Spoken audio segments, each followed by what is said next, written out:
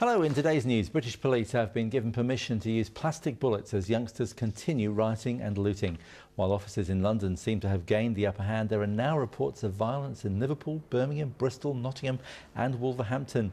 Meanwhile, an independent police investigation says there's no evidence that the man fatally shot in Tottenham during a police stop on Thursday had opened fire at officers.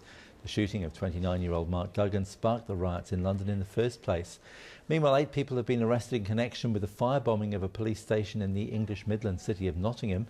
Canning Circus police station was attacked by a group of 30 to 40 men this morning, but no injuries were reported. British police in Birmingham are investigating reports that a gun was fired during fresh rioting. The unrest there has led to 80 arrests.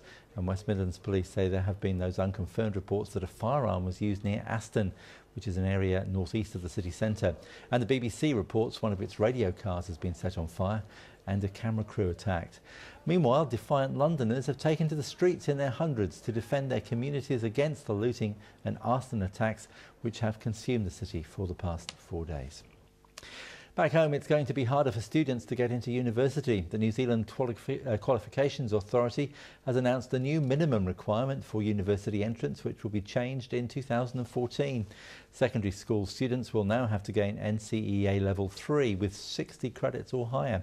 The current requirement is 42 credits at Level 3 or higher.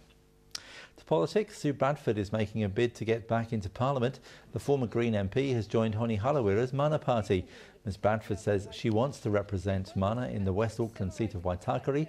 She says her application, along with others, is being considered and she expects a formal announcement in a week or so.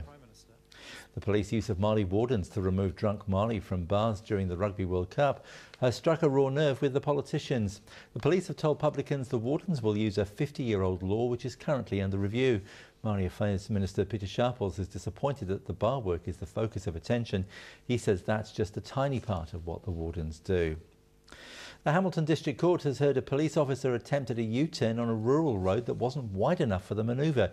That caused a motorcyclist to crash into him.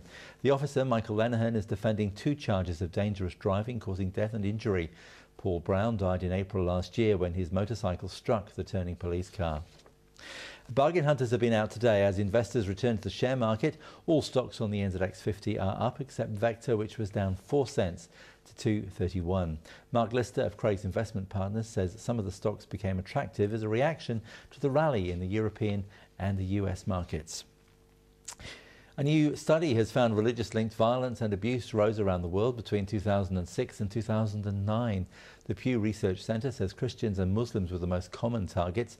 Incidents of either government or social harassment were reported against Christians in 130 countries and against Muslims in 117 countries. That's all from us for now. Do join us again soon. Ka kite anō.